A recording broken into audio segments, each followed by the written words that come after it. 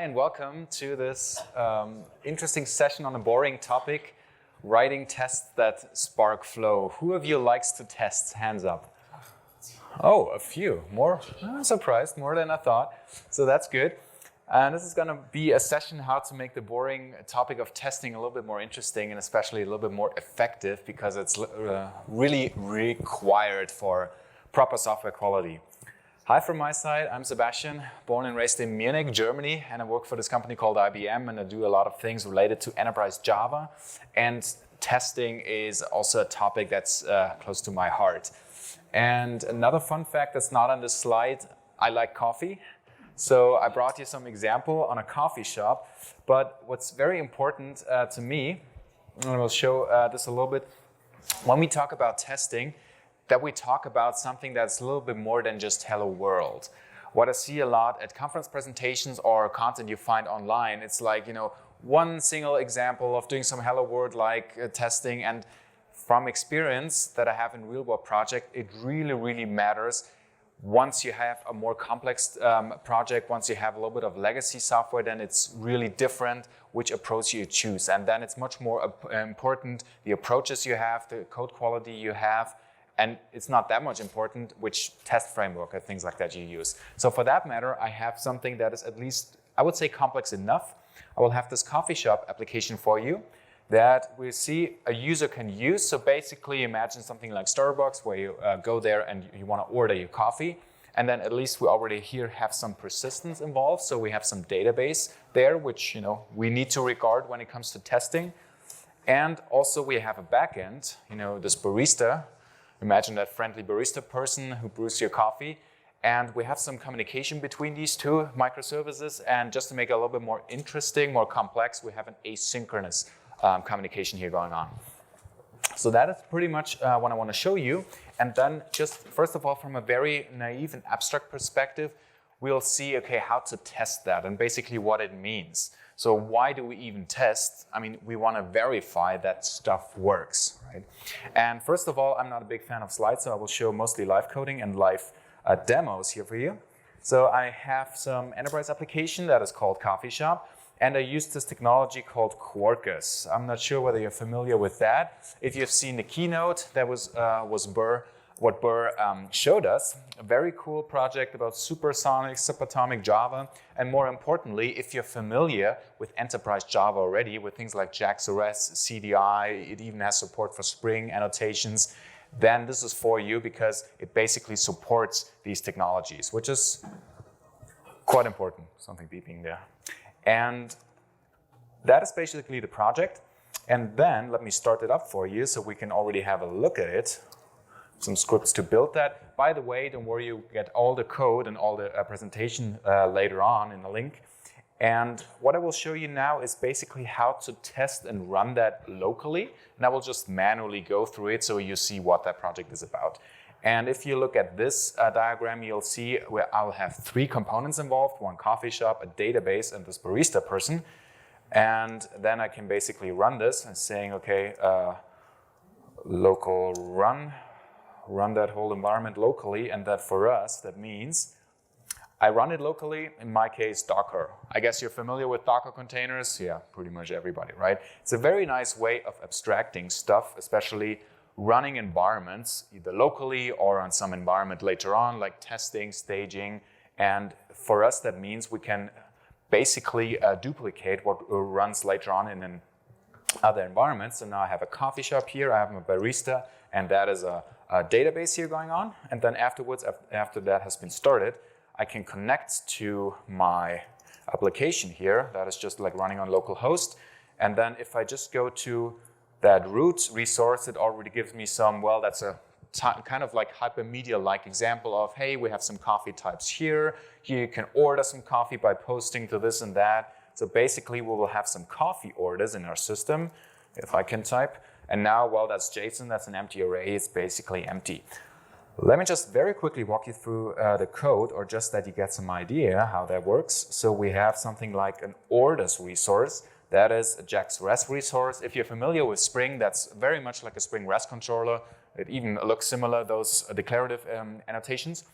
We have something like /orders with the HTTP mapping, right? So basically for us, it means, well, we get some coffee orders, we can order some coffee by posting something to that resource, and so on and so forth. So that's what we want to focus on. We want to order some coffee by posting something here, then that's hopefully persisted, and later on that hopefully also will be updated to a barista. So for us, that means if you just have one look into what an order is, that is an entity that later on will be persisted. So there's some JPA going on here. And while we have a coffee type, that is an enum actually, just telling us, well, what coffee would you like to have? An espresso, latte. And then we have, that's the wrong key. And then we have something like origin. So if you go to a nicer coffee shop, then sometimes you can select, I'm a coffee fanatic, so you can select some beans, right? Would you like to have some beans from Ethiopia, from Colombia, whether you like some more fruity taste, where you like some more, natural grounded taste, whatever. So we can have that as well. And that basically for us means in order to order a coffee, now we're posting that JSON to this resource. So let me do this here. We basically say application JSON, post some type. What coffee would you like to have? Some espresso, right? Just before lunch. That's maybe a good idea. And then some origin. I like coffee from Colombia. It's very nice. And we're going to post that. And then basically, if you look into this, okay, in the beginning it's preparing. And then, well, we missed that even. Then it's finished. And then it will be collected. So let me do that one more time. Preparing, finished, still finished, collected. So that is that asynchronous updating that's happening in the background. So basically we're posting something there, it's going to be persisted, that's good news. And then after a while, we don't know quite yet when, it will be updated with this barista backend. So the barista is basically a status updater. All right, so works, right? Ready for production. Awesome.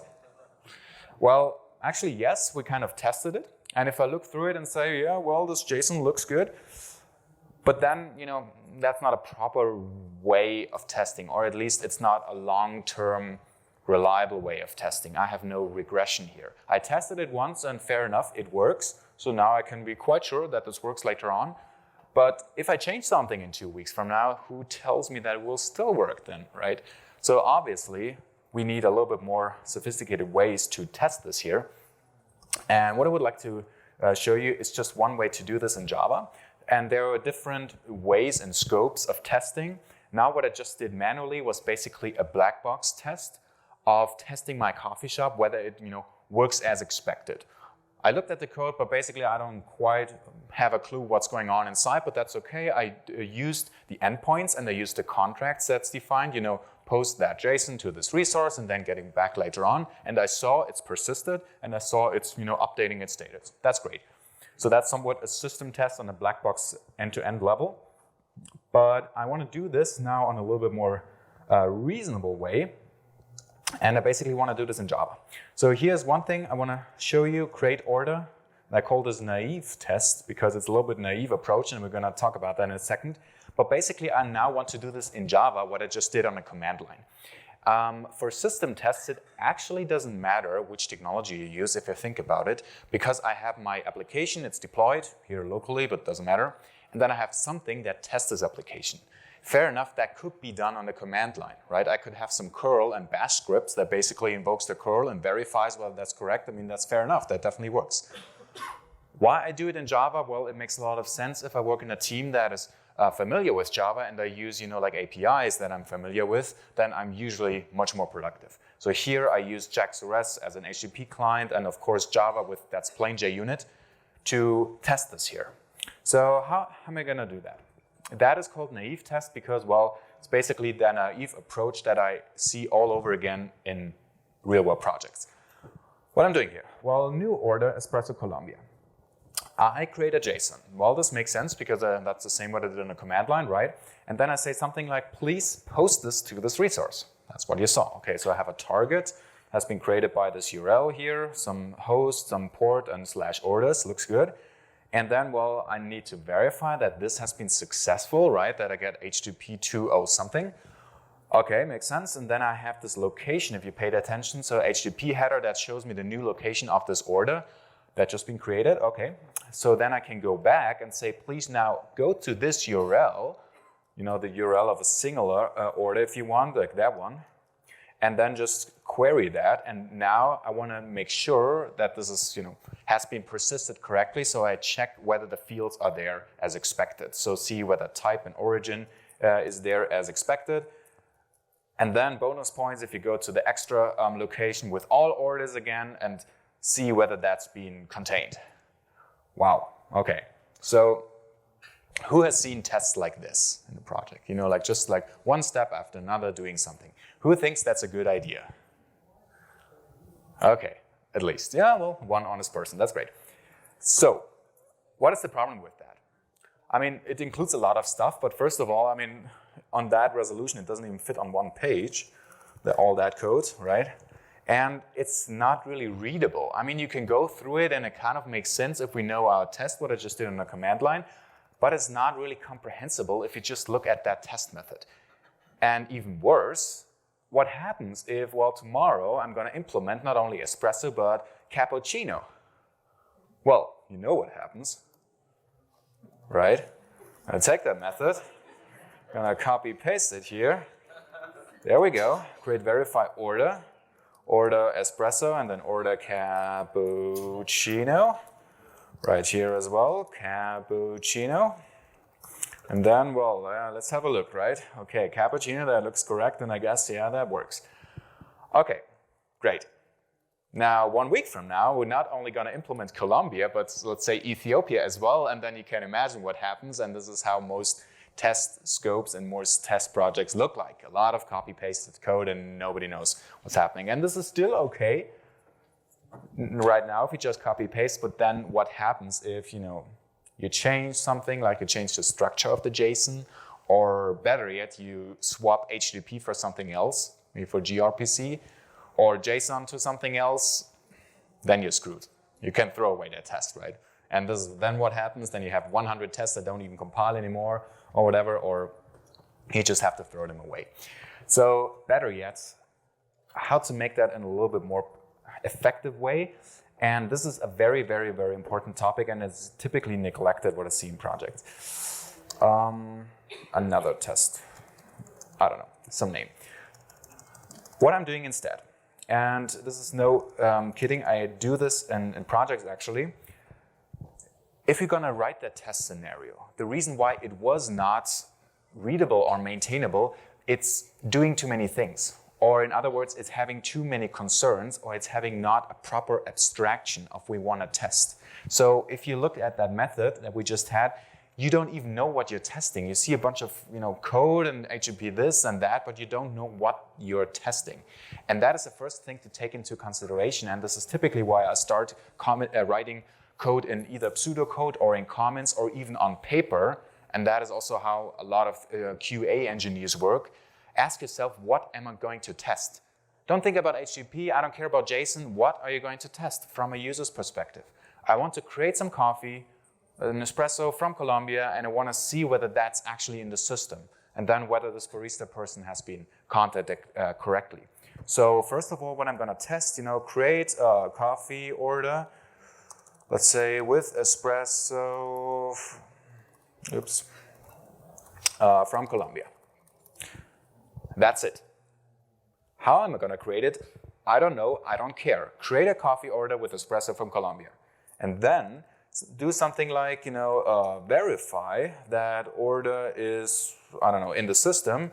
Let's say, okay, now I want to have something like save order ID, that identification, and now verify that order with order ID has espresso from Colombia. Something like this, On a very basic abstract level, that's what I'm going to test.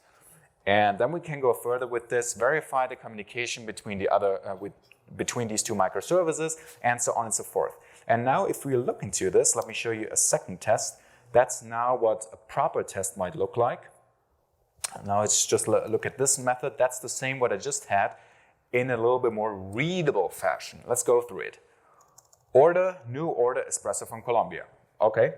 Coffee order system, create order. Please create the order for me. How are you going to create it? I have no clue. I don't care. Coffee order system, get order with the URI, with the identifier you just get. and then assert that it's equal to the following fields, espresso from Colombia. And bonus points, get all coffee orders, that list of all orders, and see whether that identification is in that list. That's it. Now, how I'm going to implement that, I don't know. Let's have a look here. I just created some delegates. Plain simple, no extra test technology, that's still plain JUnit, plain Java, very easy to do. Coffee order system, how am I gonna implement this and create a coffee order and things like that? Create order, well that means in this case, please send a request for this order, which means now please map this to JSON and then go to post and blah, blah, blah. And afterwards, please verify where is it that the response was actually successful and get the location and whatever. So this is the implementation, how you do the JSON handling and how you do the HTTP handling. Now, same question, what happens if I'm changing my code or if I'm extending this? So if I have a cappuccino from Colombia, then I can just copy paste that as well if you want, but it's actually readable because it's just that 5 lines of code, and you immediately see what you're doing from a test scenario perspective. Same story, if you change HTTP to something else, or if you change JSON to something else, you don't have to touch that.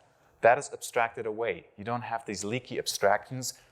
You have this in a delegate and in a separate component. But of course, I'm not telling you anything new. We do this all the time in production code, right? We delegate, we craft proper, clean code. But typically for test code, nobody cares. But you should care, and that's why. So basically the principle that we have is abstraction, which is one of the most important principles in computer science in general, right? We abstract all the time. We use higher level languages because I don't want to care how to do this HTTP handling and Ethernet framing, networking down on the layer because I don't know. I just want to use these proper and nice abstractions to build upon that. So that is a very important thing to do. Now, let's take this one step further, or actually I can run this already if you want, but just this test because, yep, it's still running. So I'm not just telling you something, this actually works. I can run this in my IDE. We will talk about how to run this in like Maven and what are the different phases a little bit later in a second. And ooh, interesting. Oh yeah, that actually doesn't work because it's setting up, sorry, that was the wrong test, the barista. Because in this test, I'm actually having some mock as well. So that failed, but I'll show you this in a second. Because for this test, it's already setting up a little bit more complex things. So as you see, if I would run this just with the coffee shop, that's fine, but that's also a little bit boring because I'm just creating something. Now we want to see whether that whole flow works, whether the communication between coffee shop and barista actually works, and how to do that. Now I could try to deploy the whole world, and all of these 3 things, what I just did, and this might or might not make sense depending on your environment.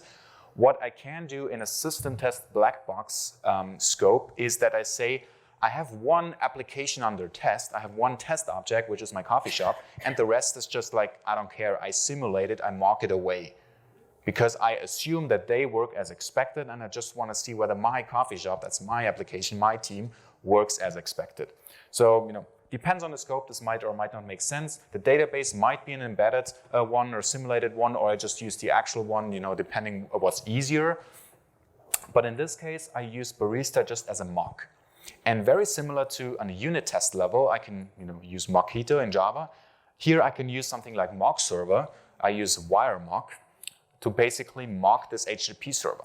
So you can build up some components to say, now please HTTP server respond in the following way, and if you get this request, then please respond with that response and things like that. And I can do this in a system test. So let's have a look at the second method. That is actually a little bit more interesting. Create order and check the status update. So now what I'm going to do, I create my coffee order here for the coffee shop, but then I also want to see whether this communication works as expected. And as you remember, that's an asynchronous communication, so that's a little bit more tricky here. Beside my coffee order system delegate, I also have a second delegate, which just now broke my naive approach, the barista system, which actually connects to a barista system here. And then I can use a similar abstracted way to say, okay, first of all, I'm going to create a coffee. Great. And then I say, barista system, dear barista, in the future, when you will be called for the following coffee that just has been created, please answer with the following status. And I say this because that's now just a mock. It's basically like Mockito when, then do this, Mockito verify, and so on and so forth. So here, when you're going to have this call for the order, then please answer with the preparing status. All right. And then afterwards, okay, let's see whether it's in the system correctly, what we just had. And now, wait for the process, wait until you actually have been called, and then get me that order again and check for that updated information. So check whether then it will be updated to preparing and then updated to finished and so on and so forth. So we have to do this wait for invocation. Why? And now that's a very naive and basic approach. Because it's asynchronous, we actually don't know when this will happen. So the best thing we can do in a test is to say, okay, it should happen within that time frame, and let's see whether that is the case. That is the best bet you can do here. And other than that, let's take a look at the barista. That is basically a wrapper to, in this case, wiremock. That's wiremock.configure for, where is it? Wiremock. That uses basically a standalone wiremock that runs in a second as Docker container as well. So the nice thing about this container approach, what I have here already, Docker PS, same thing that I just had, coffee shop, Postgres, and instead of my barista, I have wiremock. And wiremock in this case is just a container. From the outside, I connect to it in the same way. The coffee shop actually has no clue about this, but I now can configure that mock to behave in a certain way. So that's a nice story. And now I can say, well, as part of my system test, now, okay, that's connected. I can actually run this and then create my test here. So what I want to do before, let's run this simple test that literally just creates my coffee order. It goes to the coffee shop and just does all of that, and then that works. So that is already an important takeaway. That test runs very quickly. I will talk about different test scopes and test technology later on, but for me what is very important that I want to stay in this development flow experience, that hence the title of the talk, and I want to be able to get feedback very quickly. So I'm just doing something, I can deploy it, and then very quickly within 2 seconds I get the response whether or not it works. Why? Because it's connecting against something that is already running. I fire up my local environment once, with all these bunch of containers, and then that runs, and I can just quickly connect to it. And I can connect to it again, like you do with curl. New HTTP request, new HTTP request. It's right there. You're not starting anything up. The second test, or actually I can run all of them, then the first test runs again. Doesn't matter. Here I'm just using my IDE. The second test will connect to the barista as well. We'll do the same thing, but also will then make sure that this whole ping pong of status transition works as expected. And now you saw the second one ran a little bit slower, but that's not the fault of the test. That's the nature of the use case I'm testing, because my application takes 1 or 2 seconds to basically make that status update. It's asynchronous.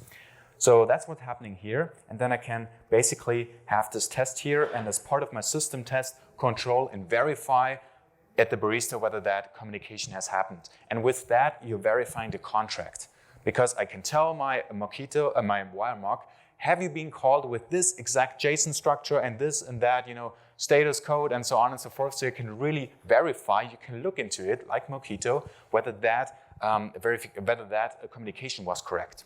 So that's the important part here, and then you're really verifying what the coffee shop is doing here from that outside perspective. But wait, there's more. To make that a little bit more in that flow experience, I have one more thing for you, and that's the reason why I'm using this Quarkus technology. And one of the benefits from it, and you saw probably the keynote yesterday, is this development mode. Why? Test that Spark flow, or development that sparks flow.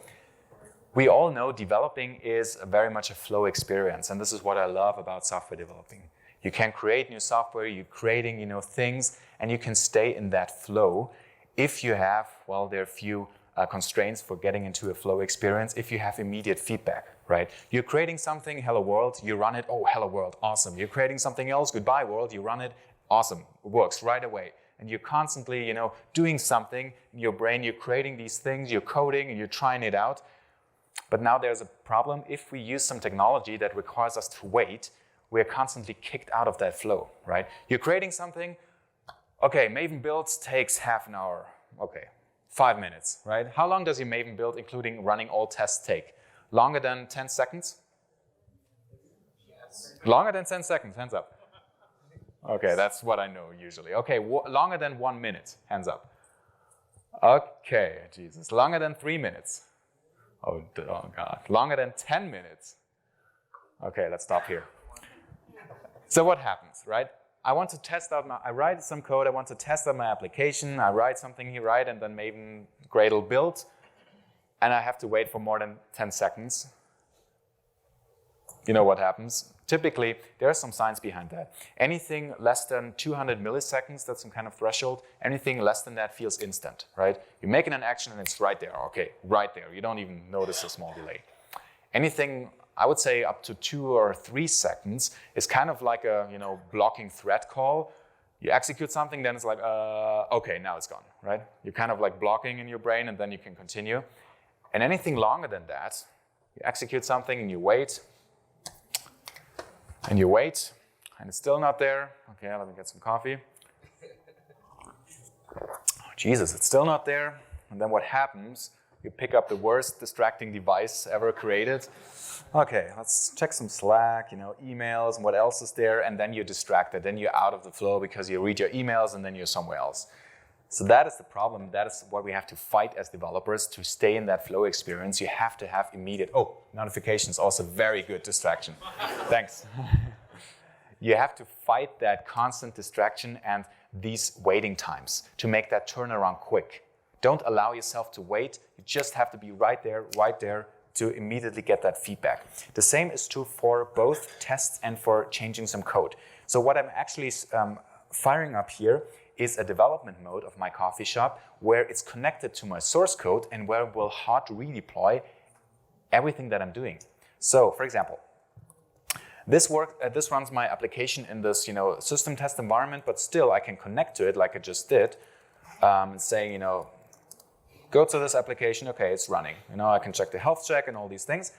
And now I could also actually update something. Let's go to an entity builder. This actually creates these hypermedia, crazy complex JSON structures. And I can say, please build the index page and now, add something else like hello world. And now immediately it will actually check for this status update and just reflect it right away within, probably saw that in yesterday's demo, within less than a second.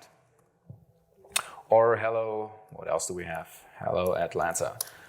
And then will just give me that response right away. So I can change my code, it will hard redeploy, it will change my application right away within less than a second. Faster than I can switch my windows, it's right there. And not only for code, this helps me if I want to manually test my application with curl that I did before, right? But also for my tests, because now I'm running my tests in a way where I don't have to wait for anything because they don't start up anything, right? So this typical test scenario that you do if you use Spring with Spring context tests, if you use EE with Achillean, with CDI unit, some tests that are always firing up something, which is nice. You can define everything in Java, but then you're starting it up and you're waiting 5 seconds or even longer. And now in this case, I just get my response right away, right? And I can rerun this and I can change some code. I can fire up my tests again because the whole environment just keeps running and just keeps hot deploying the changes right in my application. So I don't even have to restart this application, it's there right away. And that is very important because here what I'm doing, I'm separating these life cycles. I basically set up all of this once, what you saw before, and I talked through it. It takes a while, like 30 seconds or 20 seconds. And that is fine. I go into the office in the morning, I start it up, I get my coffee once, and all this, I have a chat. But then it's running, and then I want to stay in that flow experience, and that's important. Once that has been set up once, I can just have the updates right away. I change the code, save, update. I rerun my tests, and I always stay in this flow experience. I don't even have a chance to be distracted because I'm always getting feedback from a computer. And this is a very nice way of testing.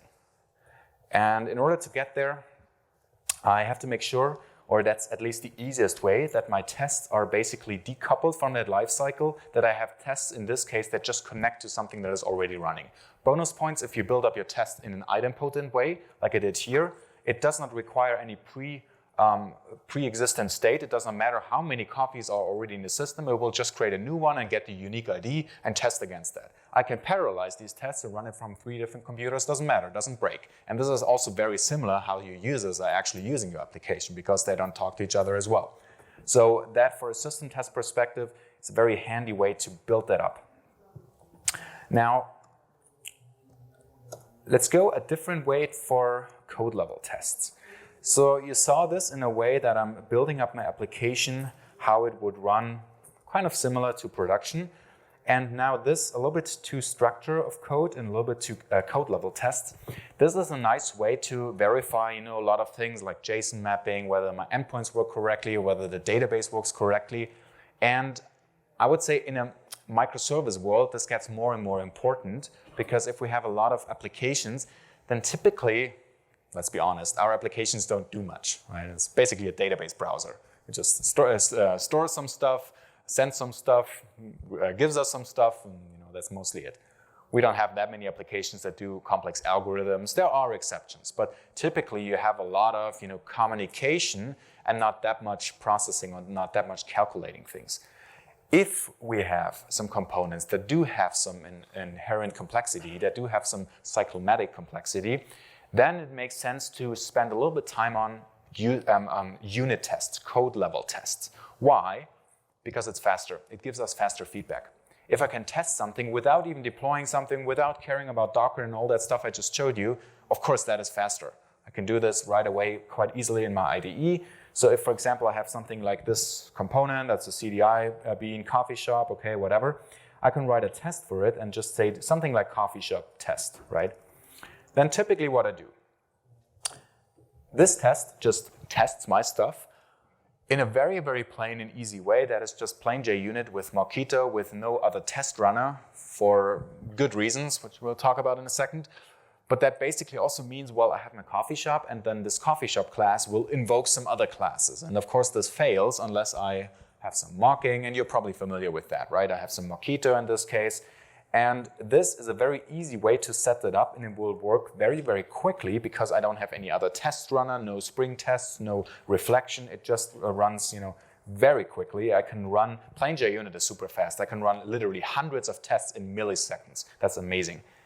But also, it's kind of ugly, right? Because I'm always setting up these Mockito things and verify, mock, and so on and so forth. It gets a little bit better if you use another runner, right? Like this Mockito runner, like Spring runner, and then you can add inject or add autowire your other beans. You can add mock something, and it's a little bit better from a Java code perspective. But also, in general, with unit tests, the problem here is, what if you refactor your code, your production code, right?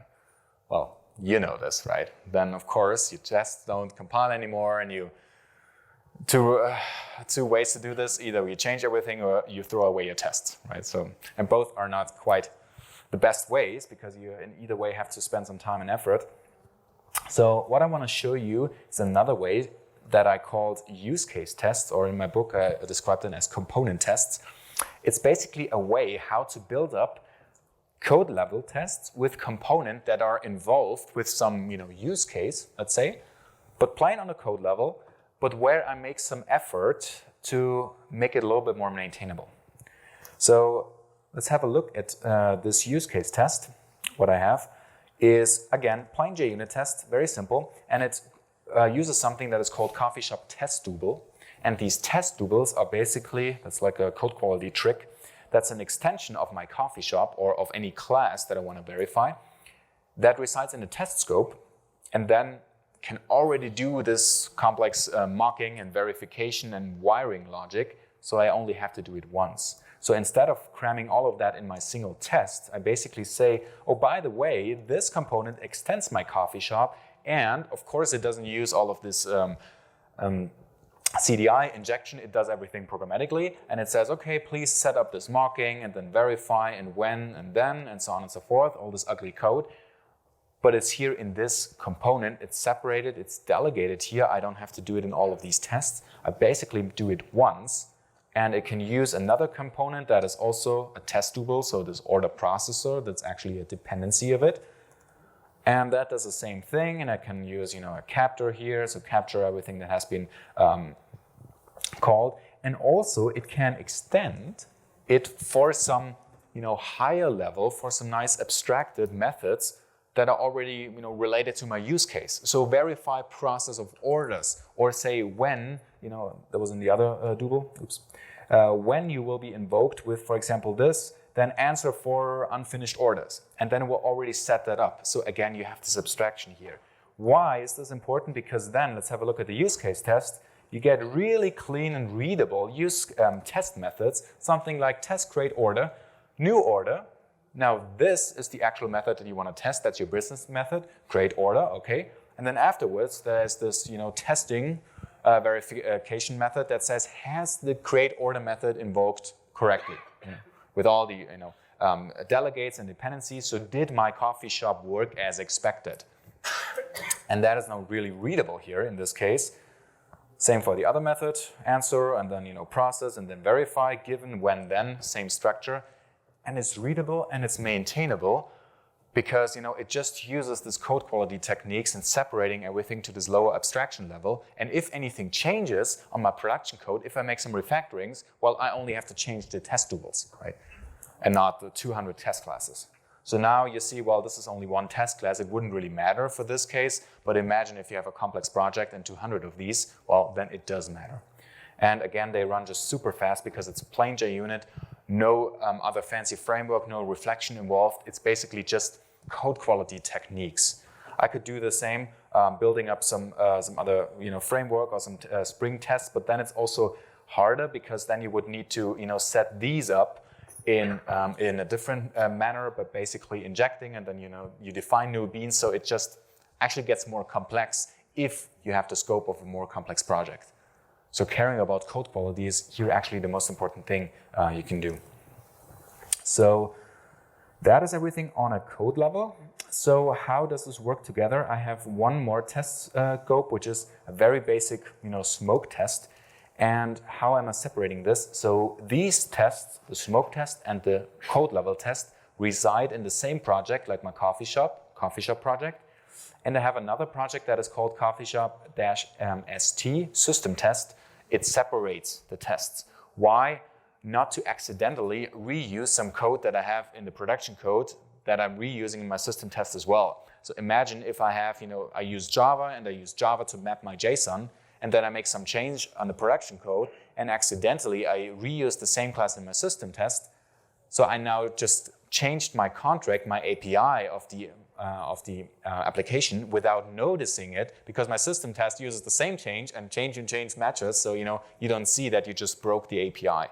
So it's safer to safeguard that and to say, okay, that is separated, and I use a different technology if I want. I at least use different classes with Java, and that has been separated. So for example, my order in system test looks very basic. It's basically a dumbed down version of the order. That's fine for system test, right? It just uses strings and it doesn't have to be an enum or whatever. That's fine for that case, but it uses a different class. The smoke test, smoke IT, is another way to just quickly verify whether that's up and running. It's just, again, connecting to something that is already running. So for that matter, and this is now the comparison with, that is a Quarkus test. And not to pick on Quarkus too much, it's actually awesome technology, what they do with the testing. But that is just to show you why I'm not using a lot of these test technologies, and that list is long, that do similar things like that. Some extension, some JUnit 4 test runner, some JUnit 5 extension that basically tangles your lifecycle together, which on the one hand is nice, because what it will do, let me run this for you, it will basically make sure that your application is already running. So this will start up my Quarkus application, which, thanks to Quarkus, is pretty fast. It's like 5 seconds. But again, it's 5 seconds each and every time, and now it's done.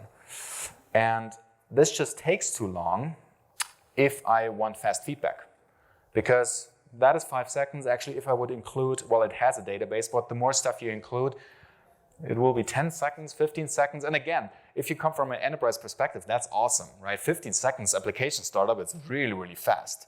but I don't care how fast it is, that's still too slow for me getting fast feedback. If I change something in my application and I rerun it, I don't want to wait 15 seconds. I don't even want to wait 5 seconds. I want it right away, what I showed you before. I want to start it up once, or once in a while, once every hour, whatever, and then I want fast feedback. So that is the reason why, and this is, don't get me wrong, it's a pretty awesome technology, but they're actually working on right now on a different mode that you can keep it running, and you don't have to wait these 5 seconds. But that's why I'm not using this and why I'm advocating for basically separating these life cycles for both a code level scope and also this end-to-end level. So that is just what I think it's the fastest way to run that stuff. All right. Looking at it from a little bit broader perspective, how does now my pipeline look like? Especially these 2 pipelines that I have. First of all, for a local development, where I especially get this fast feedback and this flow experience.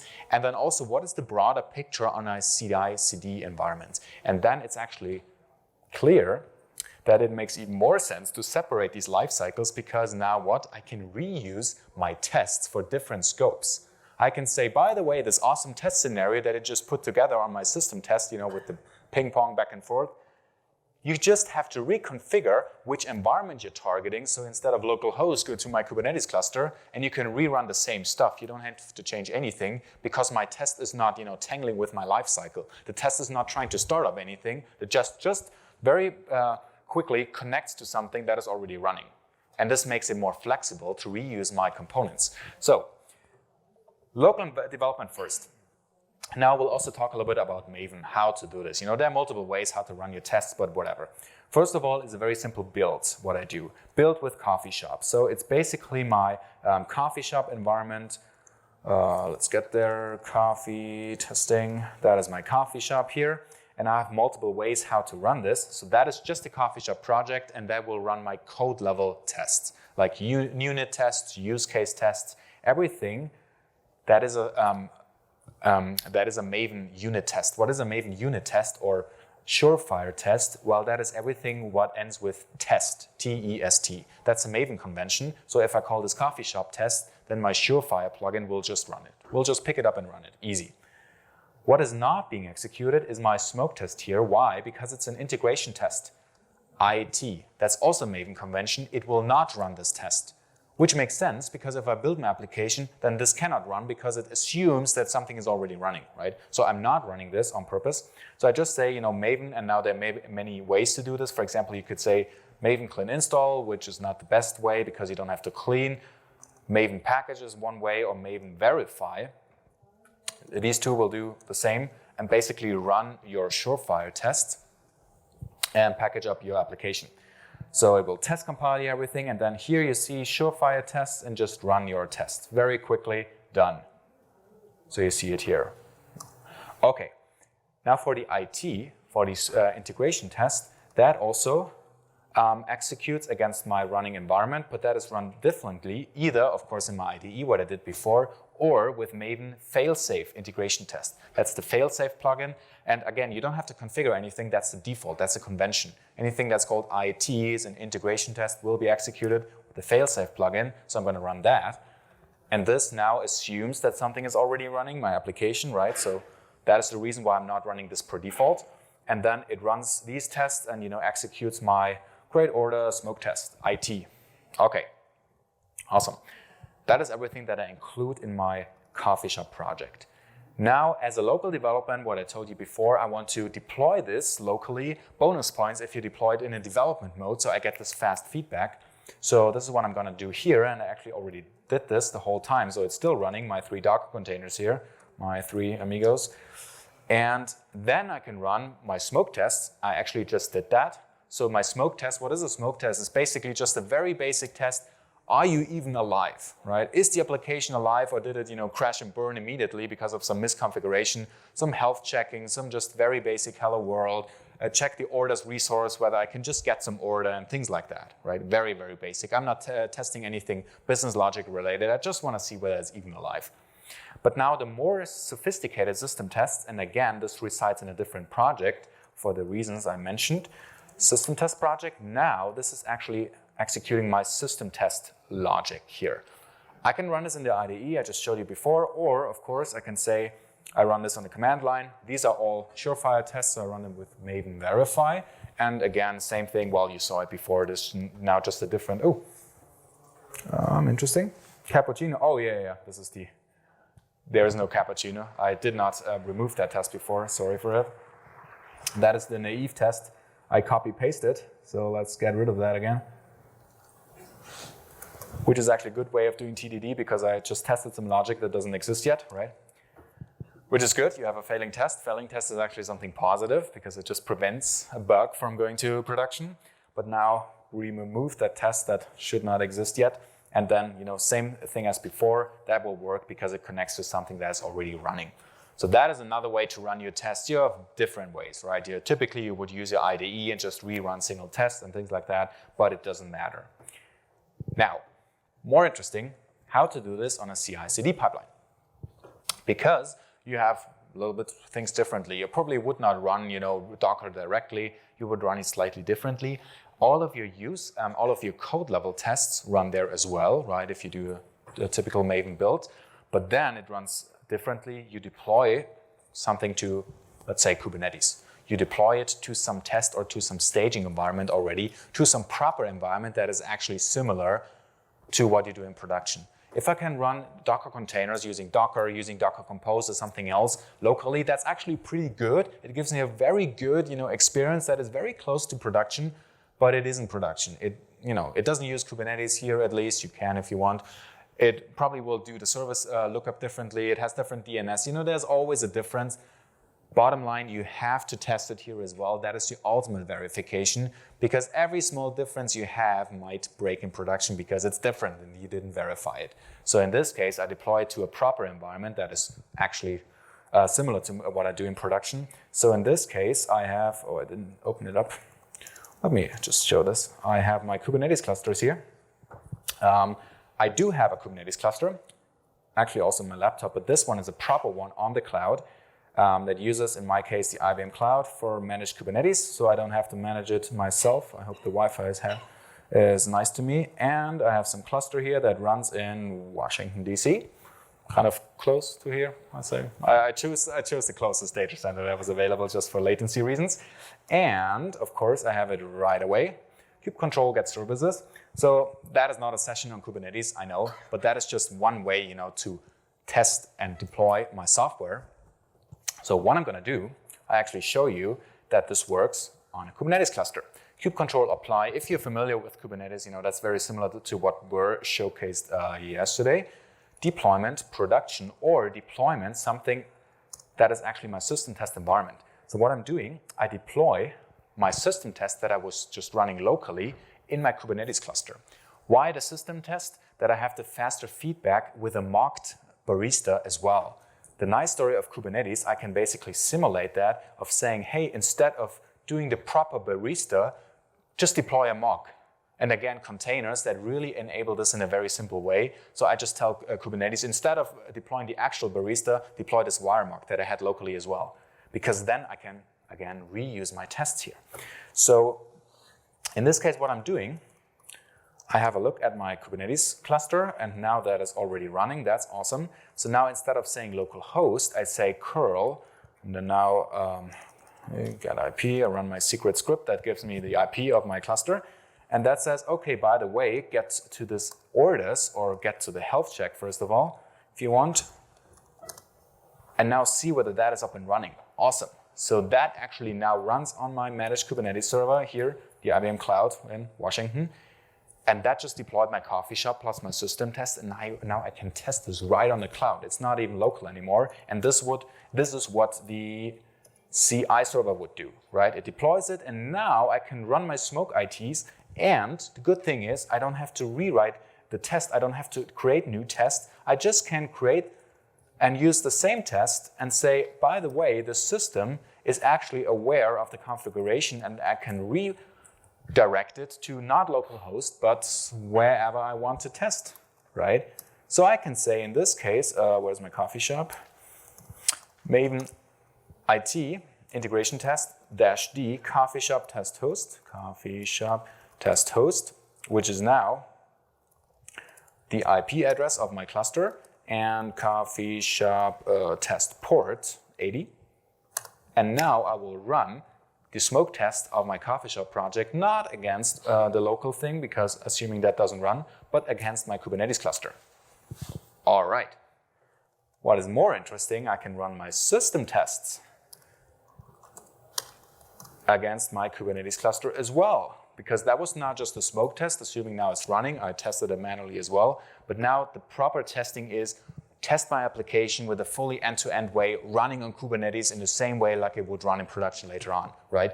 Good news is I don't have to create new tests for that. Same story for my, where's my coffee shop test? No, the other one. For my end-to-end test here, the environment I have here also enables me to point it to somewhere else, right? For the coffee shop system as well as the barista system. And now the barista system will point to Kubernetes because it knows that there is a wiremark that is running right here, and that enables that as well. So in this case, I go to the coffee shop and say, okay, Maven, verify, and now it's a little bit more typing involved. The coffee shop, if I can type, if I make a mistake now, that of course won't work. Host with that IP address, right? And same thing here, -d coffee shop test port 80, right? And now same thing here, that host for the barista also, well, needs to be repointed, right? So what you saw on this environment, barista test host and barista test port. And then I basically can remap this, and this is what now my CI/CD server would do. And I can then fire up my system test and just point them against my other environment, which in this case is my Kubernetes environment. And it will run all of these things now against Kubernetes. And if I then go to my Kubernetes cluster and ask for the coffee orders, I will actually see, so I'm not telling you some lies, I can actually see that this now has been created on my cluster, and there are now a lot of coffee orders as part of my system test, right? So I can reuse the same things and just point them to another environment thanks to these test lifecycle separation that I did. And now, ... you can take that further. You can also say, okay, now I want the proper end-to-end test, not with the mocked barista, but with the actual barista. So I leave away the mocking here and I point them to that environment. I can run some performance tests or some other tests where I just reuse the same components that I have in my Java code and just do the configuration differently, so I don't have to create new stuff. I can reuse my components, and that is very, very effective, very maintainable. Sir, you had a question right now? Yeah, can I, as the developer, if I'm iterating over a system test, yeah, can I run just that one test and debug and figure out yes. What's going on? Yeah, that's a good point. You can run just a single test, and what's more, if you run it locally, the awesome story is you can actually connect to that development mode, and it fires up in a debug mode.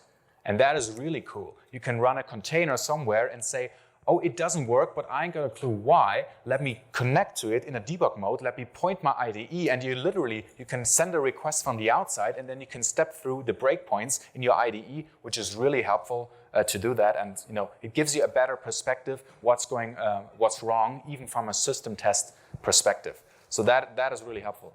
Good question. All right. Now,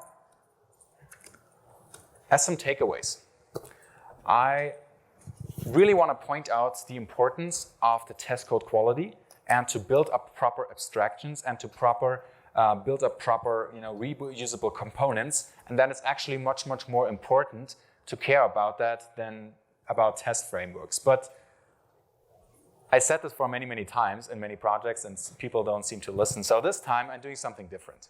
So instead of reading these key takeaways you can read for yourself, this time I wrote you a poem